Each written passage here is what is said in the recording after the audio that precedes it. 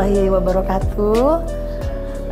Sebelumnya saya ucapkan selamat datang kepada Bapak-Bapak Dewan Anggota Komisi D selaku Mitra RSUD Samarabu Bangkalan. Sahabat Samarabu dimanapun Anda berada, pada episode kali ini kita akan berbincang-bincang mengenai seputar IPPM, instalasi pemeliharaan peralatan medis, yang nantinya kami juga sudah mengundang narasumber langsung, Bapak Anis. Beliau adalah Kepala IPPM yang baru, Kepala Instalasi Pemeliharaan Peralatan Medik yang baru. Mungkin kalau dulu gabung ya Bapak ya, antara peralatan medik dan sarana dan prasarana ini bergabung jadi satu di bawah naungannya Pak Samsul. Namun sekarang sudah dipecah. Oh ya, mohon izin saya mau menjawab terlebih dahulu. Saya ucapkan selamat datang kepada Bapak Subaidi. Selamat datang Pak Subaidi. Kepada Bapak Anton juga saya ucapkan selamat datang. Bapak Nur Hasan, terus Bapak Islahuddin. Mungkin baru ini kita bertemu ya. Kalau sama Pak Subaidi, sama Pak Anton dan Pak Nur Hasan ini kita sering bertemu. Sering minta tolong kan? Saya ucapkan selamat datang juga kepada Bapak Jauhari, ya Pak, dan Bapak Rifki ya Bapak ya.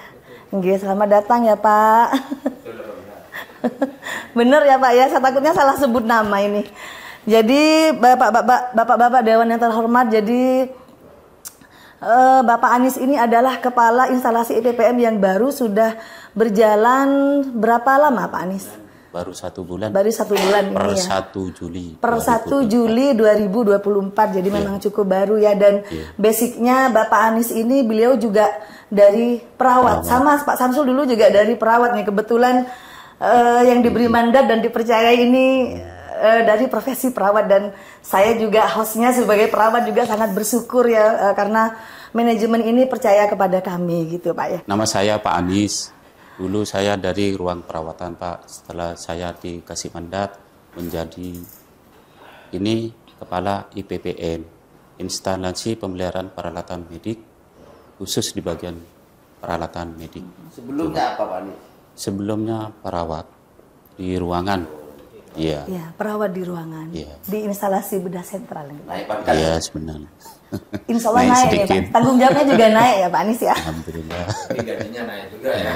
Kurang tahu. Naik nggak Pak Anis nih gajinya? Kurang tahu, baru. Oh masih baru Bapak. Beliau kan sudah PNS, jadi gajinya mungkin mengikuti sama saja. Cuma tanggung jawabnya berbeda gitu ya Pak Anis ya. Mungkin lebih bisa dijelaskan Bapak Anis secara detail definisi dari peralatan medik. Mungkin kita sudah banyak tahu Bapak ya, Bapak-Bapak Dewan juga pastinya sudah tahu yang dimaksud peralatan medik. Cuma kan memang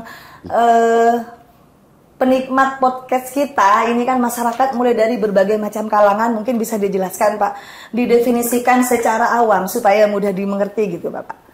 Ya. Untuk peralatan medis ini. Bahwa pengertian dari IPPM sendiri, yaitu Instalasi Pemeliharaan Peralatan Medik ini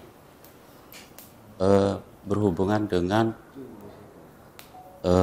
untuk terapi, rehabilitasi, dan salah satunya yang berhubungan dengan alat-alat medik, yaitu tensi dan alat-alat yang dipakai pada pasien itu, kayak syring, pump, banyak macamnya yang digunakan untuk semua ruangan yang ada di rumah sakit ini. Itu secara singkat. Oh ya. Berarti ini kan sudah dipecah ya sama Pak Samsul ya, sama instalasi sarana. Kalau dulu kan jadi satu di bawah naungan instalasi sarana dan prasarana. Secara payung hukumnya Pak Anis, mungkin memang ada payung hukum tertentu yang memang harus memecah ini, atau kok kemarin kan boleh nih satu naungan, kok sekarang jadi dipecah, ini gimana Pak Anis? Ini berdasarkan dasar-dasar hukum yang ada dalam IPPM itu ya. Peraturan keputusan dalam undang-undang ini ada dasar hukumnya yang digunakan sebagai acuan dasar pertimbangan dalam penyelenggaraan pelayanan pemeliharaan peralatan medik, yaitu salah satunya Undang-Undang Kesehatan Nomor 25 Tahun 2009 tentang pelayanan publik, Undang-Undang Nomor 44 Tahun 2009 tentang rumah sakit, Keputusan Menteri Kesehatan RI Nomor 085 Lingkas SK-1989 tentang standar pelayanan rumah sakit. Dan Peraturan Pemerintah Nomor 32 Tahun 1996 tentang Tenaga Kesehatan dan Permenkes Nomor 24 Tahun 2016 tentang persyaratan teknis bangunan dan prasarana rumah sakit yang berhubungan dengan pemeliharaan peralatan medik. Begitu. Intinya semua ada payung Ya. hukumnya, begitu ya Pak ya. Jadi secara legal dan etik kita yang mau bekerja juga tidak was-was gitu ya. Terus kemudian ini lagi Pak Anies, saya mau berbicara tentang ruang lingkup tupoksinya Pak Anies ini. Kan peralatan medis ini banyak Pak Anies. Terus maksudnya untuk klasifikasinya seperti apa? Ruang lingkupnya Pak Anies. Apa saja gitu. Apa saja gitu kan. Ruang lingkup dalam IPPM ini semua yang ada di rumah sakit, masuk poli, ruangan, dan saya sebagai kepala IPPM ada staf yang khusus untuk elektromedik yang itu lulusan ATEM, lulusan dari PNS yang lulusan dari elektromedik itu sendiri, jadi mengerti tentang alat-alat itu. Jadi semua alat-alat yang di rumah sakit ini bisa terkontrol, bisa oleh tenaga ATEM ini ya Pak ya. Bisa terkontrol dan bisa dilihat perkembangannya tiap hari. Dengan begitu. Pak Anies punya berapa tenaga ATEM? Namanya tenaga ATEM, ahli elektromedik. Ahli elektromedik. Nah, Bapak Anies ini punya berapa tenaga ATEM Pak? Ya, karena ini baru terbentuk, jadi yang rumah sakit ini terdiri dari 3 ATEM dan 1 administrasi. Jadi anggota saya ini sekitar 4 orang. 4 orang Kepala ATEM sendiri, 3 ATEM dan 1 administrasi untuk pelaporan. Oh, berarti berlima sama Bapak Anies. Kira-kira sudah cukup enggak Pak? Karena kan peralatan medik di rumah sakit itu kan banyak gitu loh. Kira-kira sudah cukup enggak kalau menurut Bapak Anies? Mumpung ada Bapak-Bapak Dewan ini. Setelah saya menduduki sebagai kepala IPPM ya, sebelumnya saya akan baca-baca dulu tentang pedoman IPPM itu sendiri ya. Dan untuk tenaga ini ya masih kurang. Jadi setelah saya menduduki, saya telah stafnya ini sudah mengajukan ke manajemen untuk ditambah staf. Karena di sini dalam elektro ya masuk bed pasien, bed elektromedik kan ada bed untuk pasien apa itu. Dan sudah mengajukan tenaga laki-laki untuk sementara, sekarang kan perempuan semua 3 untuk elektromedik ini itu. Biar untuk melancarkan pelaksanaan untuk selanjutnya. Terus ini kan jumlah tenaganya kurang atau terbatas ya mungkin. Terus bagaimana caranya Pak Anies membagi ini supaya tercover semuanya? Supaya tidak ada yang keleleran gitu loh Pak. Istilahnya kita yang ada di pelayanan siap pakai gitu Pak Anies. Untuk kalibrasi alatnya mungkin Pak Anies. Dan untuk ini sebelum pelaksanaan kontrol untuk semua ruangan-ruangan, jadi tenaga 3 ini saya bagi ke ruangan masing-masing.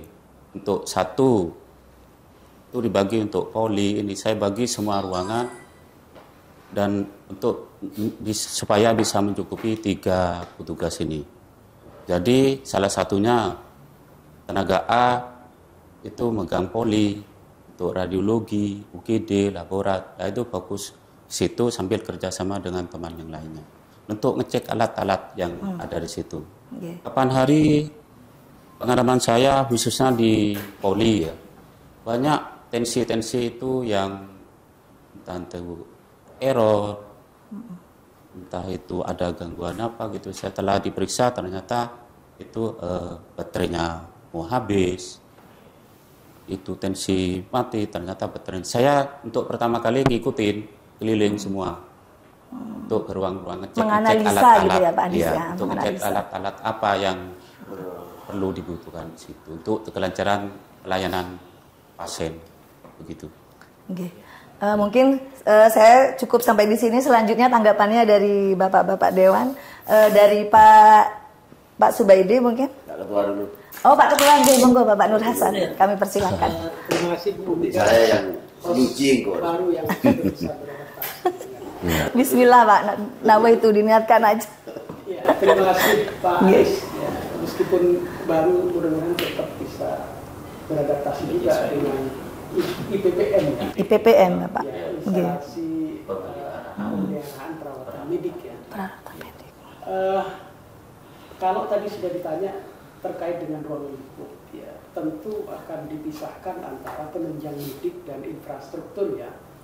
Ya, jadi beda ruangnya antara IPPM dengan pemeliharaan infrastruktur. Kalau infrastruktur masih terkait dengan genting, plafon dan lain sebagainya. Tapi kalau ini kan khusus di urusan medis. Ya. Saya banyak dan tidak sedikit, tetapi mungkin sudah bisa teratasi. Dari tahun ke tahun, kalau Pak Baidi ini langsung marah-marah. Langsung to the point. Kalau ada hal yang dirasa kurang enak, tapi banyak begini. Standar standar misalnya radiologi misalnya. Ketika melakukan rongsen di sini dan rongsen di rumah sakit di PHC misalnya, ini seringkali berbeda. Nah, ini hasil pemeriksaannya. Hasil pemeriksaan. Ini seringkali ada perbedaan. Maka ini butuh Pak Anies selalu melakukan kalibrasi, melakukan verifikasi untuk mencari akurasi standar alat tersebut. Ya, jangan sampai di sini itu dianggap memalukan alatnya. Bisa di sini 50 kok hasilnya di sana 60 kan beda, misalnya seperti itu. Itu satu. Kemudian yang kedua, memang betul harus memperbanyak atemnya. Ya. Kalau perlu dibagi per setiap poli. Karena tidak mungkin 4 orang dikurangi 1 administrasi itu bisa mengecek ya. Minimal harus berputar itu 1 minggu sekali. Karena kalau kemudian tensi misalnya tadi yang disampaikan, saya 180 misalnya, ini sudah darah tinggi kan itu vonisnya. Tetapi ternyata itu dari baterainya ini kan juga tidak sehat. Jadi loh, mestinya saya hanya 110/90 misalnya, ini akan jadi rusak. Sehingga saya minta tolong 2 hal itu harus selalu dilakukan kalibrasi itu minimal 1 minggu sekali. Meskipun bukan haji harus tawaf Gus. Kalau hanya 3 orang nggak cukup. Iya, sementara itu. Gimana Bapak Anies untuk kalibrasi ini sebenarnya berjalan beberapa periode Pak Anies selama ini Pak Anies. Ya. Untuk pelaksanaan kalibrasi ini kan barusan datang dari PT setahun sekali dilaksanakan. Barusan 2 minggu ini diadakan kalibrasi. Datang petugas sebanyak 6 orang berserta peralatan. Kita ngikutin. Berhubung alatnya buat kita periksa poli, terutama yang ditanyakan Bapak yang dari poli. Tensi ini selama ini masih baik semua Pak.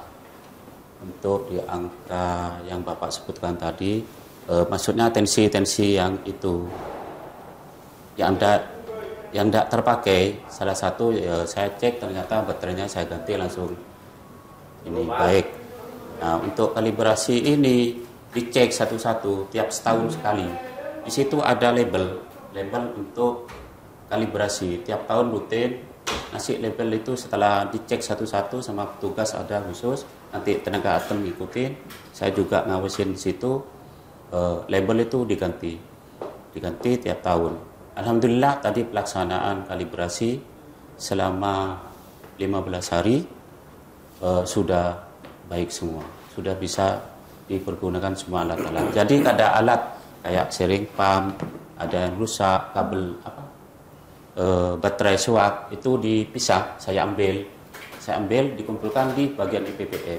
Jadi saya gunakan di alat-alat rusak, nanti saya setor kerjasama bagian perlengkapan, udah tidak terpakai lagi. Jadi yang masih terpakai itu diteruskan. Ada yang kayak sharing pump 2 tahun, 3 tahun. Ternyata di situ untuk ada gangguan di situ, saya cek dengan atem, ternyata ada kabelnya yang putus. Ya saya ganti kabel itu, akhirnya baik bisa digunakan lagi. Nah untuk kalibrasi ini sudah dicek semua, masuk kamar operasi, ruangan bedah, UGD, radiologi, semua sudah. Mana-mana alat yang rusak sudah dipisahkan semua. Yang tidak terpakai nanti saya kerjasama dengan manajemen, apa perlu diganti, ininya ada peralatan yang sebagian yang diganti sudah terlaksana semua. Itu. Mungkin saya tambahin Pak Tua Monggo. tadi, Ya. Pak Anies. Saya terus terang Pak Anies, di sini setiap malam saya di sini Pak Anies. Ya. Ini pengalaman Pak Ketua ini menimpa kepada saya sendiri, bukan orang lain. Ya, bukan orang lain. Saya pernah mencoba alat jantung, pendeteksi jantung di unit gawat darurat IGD. Oh dia. Ya. Itu hasilnya A, begitu Pak Anies.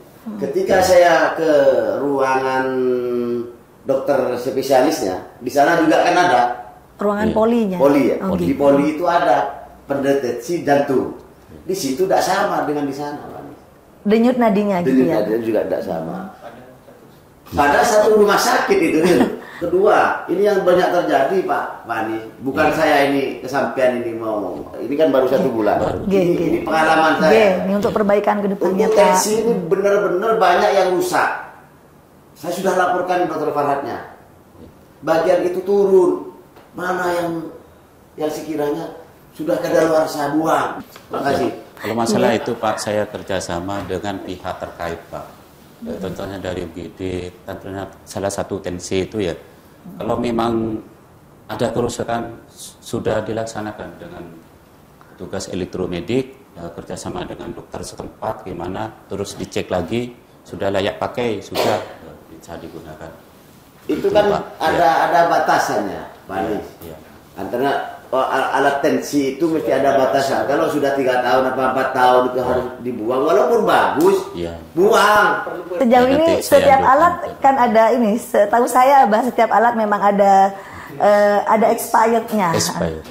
Biasanya di kemana ini Pak Anies? Kalau sudah expired kan tidak bisa diperbaiki biasanya. Itu yang saya sebutkan tadi.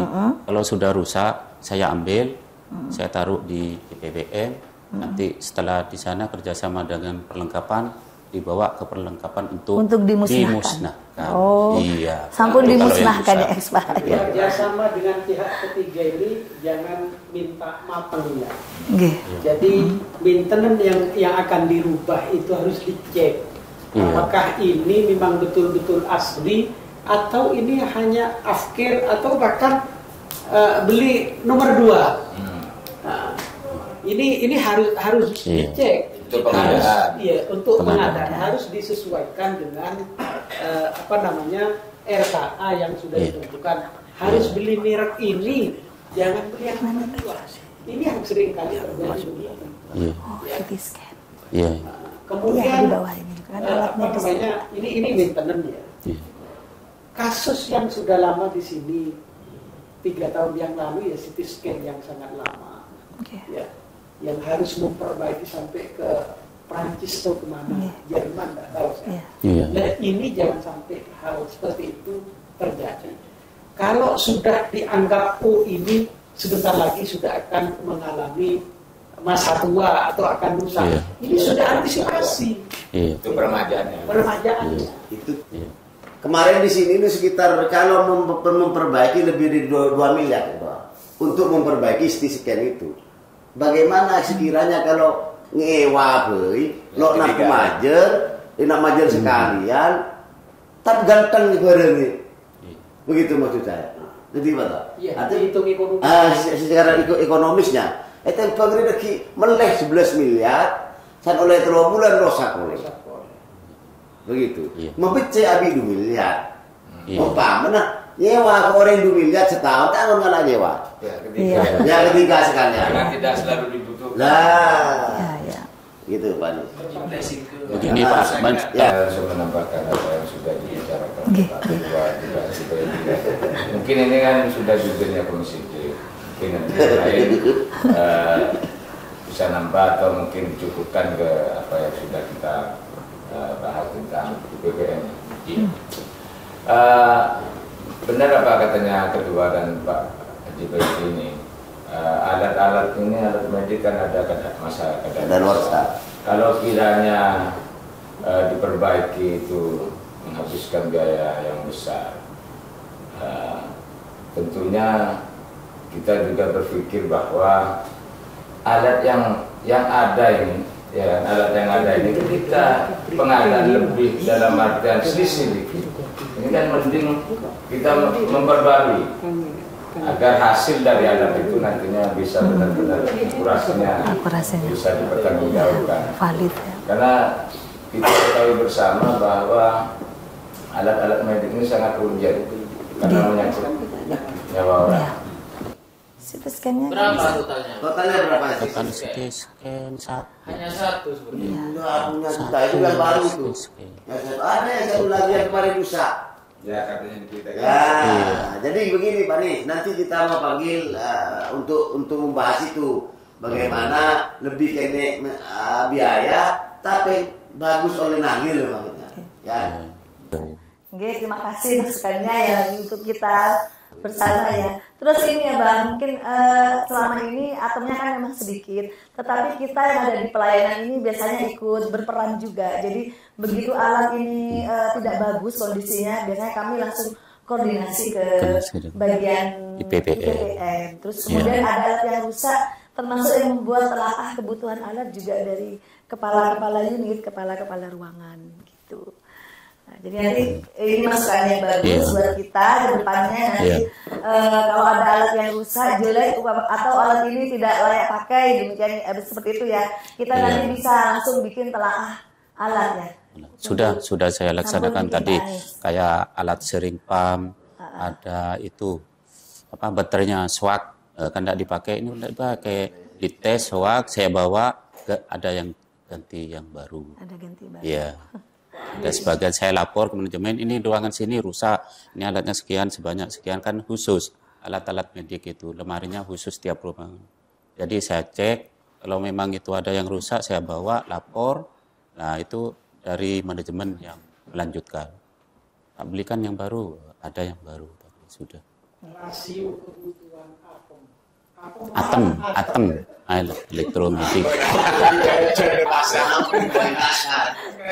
Atom Pak, elektromedik. Rasio kebutuhan Iya. atom ini Iya. kira-kira dengan ruang-ruang yang harus kita kerjakan, ini rasio kebutuhannya berapa kira-kira Pak Anies? Ini yang pertama. Kemudian yang kedua,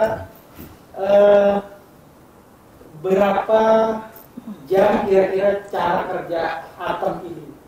Karena nanti kalau Bu Miga misalnya di ruangan rusak hari ini, kalau misalnya malam, ternyata kerjaannya dari jam 7 sampai jam 4 misalnya. Shiftnya kan harus diatur. Kalau hanya 3 orang sangat kurang. Bisa seminggu Pak. Iya. Pengalaman saya kemarin saya tanya kenapa ini kok rusak tidak diganti. Saya sudah lapor ke IPM ya. IPPM sekarang dulu. Sampai sekarang Pak belum di. Tapi tidak termasuk di AC, Sudah. tidak ya? Tidak, bagian sarana Itu bagian IPS, khusus bagian alat sarana. medik saja Pak. Kita maklumi ini Pak. Iya. Pak Anies ini baru sebulan. Iya, Pak. Baru. Dalam tahap ini saya masih memeriksa tiap ruangan data Pak. Iya, kilo ACB ya. Baru 1 bulan. Baru 1 bulan repot. Masih proses. menata. Ini kan gambaran saja Pak Anies. Pak Ketua ini juga gambaran. Gambaran ke depannya. Depannya sampai biar mengerti masalahnya rumah sakit kayak apa. Mungkin nanti bikin kayak telaah staf Pak Anies untuk kebutuhan tenaga atom ini berapa Dan gitu. tetap atom bener apem. Atom tadi itu diutamakan Pak Anies.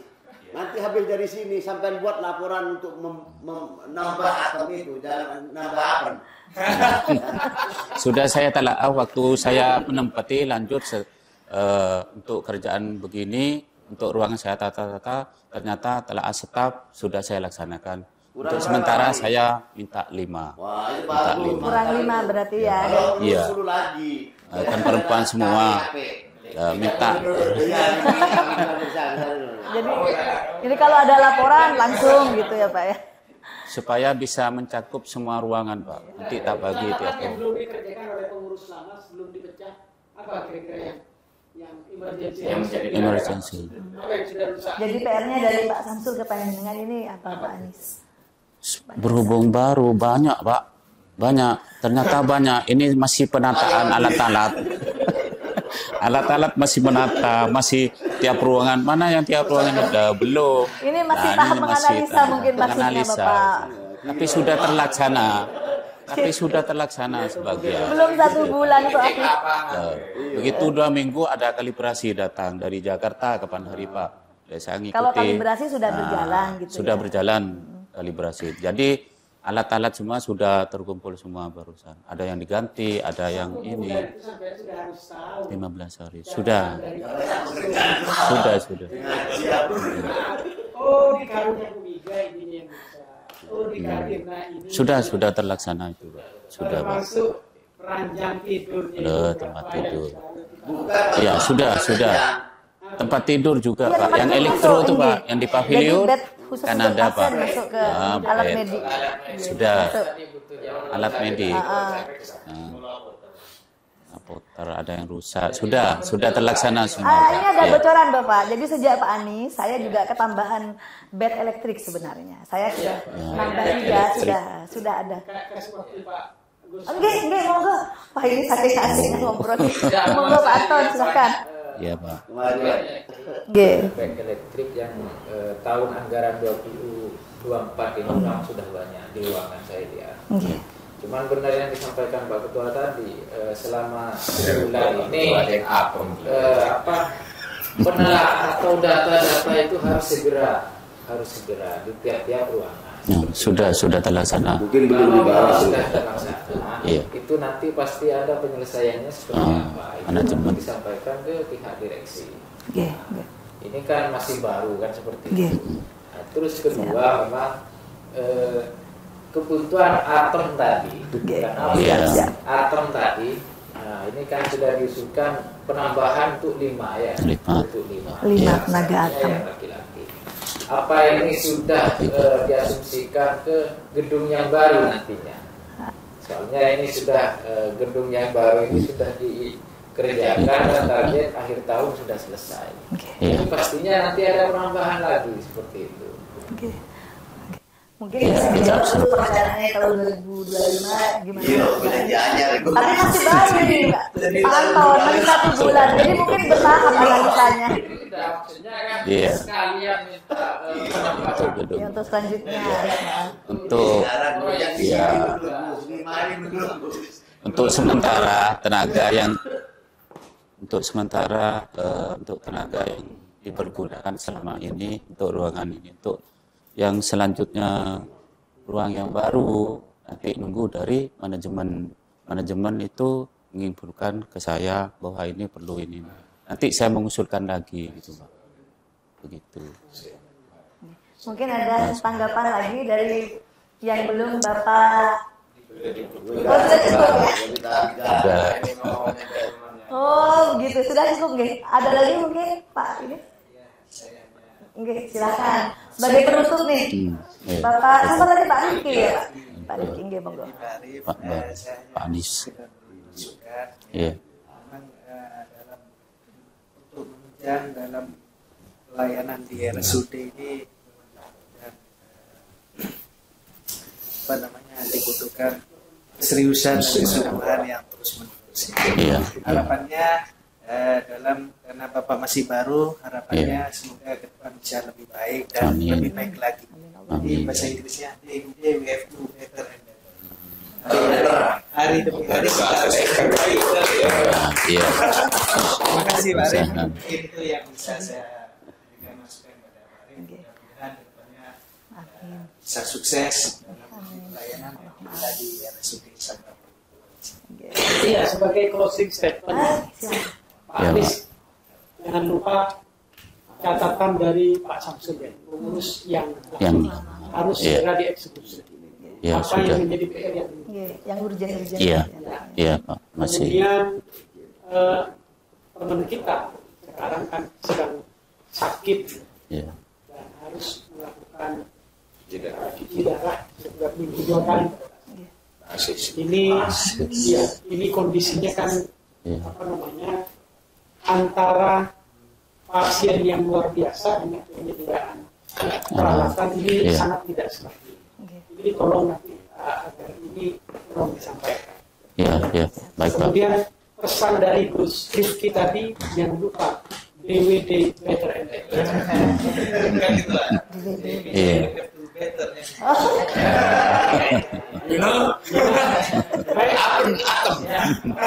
Saya juga punya satu lagi. Iya. Bahasa Inggris apa bahasa Arab? Ini ya.